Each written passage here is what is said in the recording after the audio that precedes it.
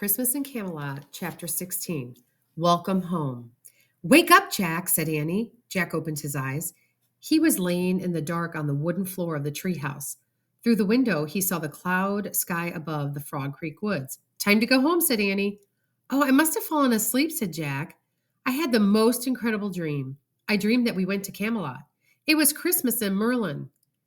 That wasn't a dream, said Annie. It was real. You fell asleep at the round table during the party. King Arthur carried you to the treehouse, and I made the wish for us to come home. Jack sat up. Seriously, he whispered. Seriously, she said. Jack, Annie, their mom called in the distance. Coming, Annie shouted out of the treehouse window. She turned to Jack. Let's go. I mean, seriously, it really happened.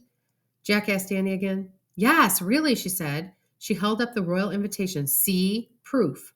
Oh, yeah, he whispered. This time, the letter M stood for Merlin, not Morgan, said Annie. Jack smiled. Thanks, Merlin, he said softly. Jack picked up the backpack. Then he and Annie started down the rope ladder and headed home. As they walked through the deep December twilight, snowflakes started to fall. By the time they left the woods and headed down their street, snow was swirling everywhere.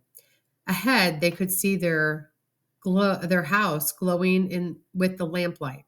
Their mom was waiting on their front porch. Hi, Mom, said Annie. Hi, Mom, said Jack. Hi, kids. Did you have a good day? She asked.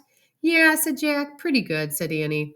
I'm glad, said their mom. Welcome home. She held the door open, and Jack and Annie slipped inside. Their house felt extra warm and cozy. Good smells came from the kitchen. Jack and Annie took off their snow-covered jackets, then headed upstairs. In the hallway, Annie turned to Jack. Merry Christmas, she said simply. Merry Christmas, he said. Annie slipped into her room and Jack into his. Jack closed his door and sat on his bed. He took his notebook out of his pack and opened it. His spirits sank. Except for the 3 rhymes, he had taken no notes on their journey, not one. Exhausted, Jack lay back on the bed. He squeezed his eyes shut. He tried to remember the details of the adventure in Camelot and the other world. He could feel the terrible chill in the great hall when Morgan was frozen. He could hear the joyful music as the winged dancers danced around their circle. He could taste the sweet, bitter, spicy taste of the water of memory and imagination. Jack sat up. All at once, he felt very awake. He turned to a clean page in his notebook. He grabbed his pencil and wrote, It all started when we saw the white dove in the twilight. Using his memory and his imagination, Jack kept writing, doing his part to keep the legend of King Arthur and the Knights of the Round Table and Morgan Le Fay alive, and Merlin. As the snow swirled outside his window, Jack wrote and wrote and wrote. He didn't stop writing until he had written down the whole story, his story of their Christmas in Camelot. All right, and then there's a note from the author. Many people believe that the legend of King Arthur was inspired by an actual military leader who led Britain over 1,500 years ago. Imaginary stories about the adventures of King Arthur were first told in Wales and Ireland.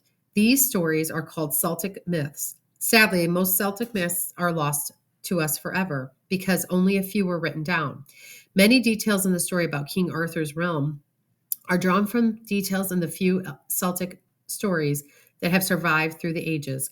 The cloak that makes one invisible was considered to be one of the 13 treasures of Britain. Merlin, the magician, was said to keep the treasures in the glass tower. None of the magic of the treasures would work for a person who was untrustworthy to use them. The white stag was inspired by the supernatural Celtic beast that often led humans to a hidden other world. The idea for the cauldron of the memory and imagination came from the 6th century poem. The poem tells a story about King Arthur and his knights traveling to a hidden world and searching for a magical cauldron of poetry and inspiration. Many knights never returned from the dangerous quest.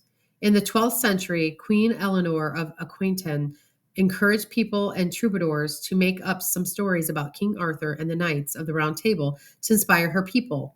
In the following years, storytellers all over Europe storytellers in the following years, storytellers all over Europe told heroic tales of King Arthur, Merlin, Sir Lancelot, Queen Genevieve, and Morgan Le Fay. French poets were the first to call the imaginary kingdom Camelot. The storytellers of the Mid Ages blended elements of Christianity with the old Celtic myths. In their stories, miracles and marvels often took place around Christian holidays. Christmas in Camelot was a time of a joyous celebration. And that's from Mary Pope Osborne.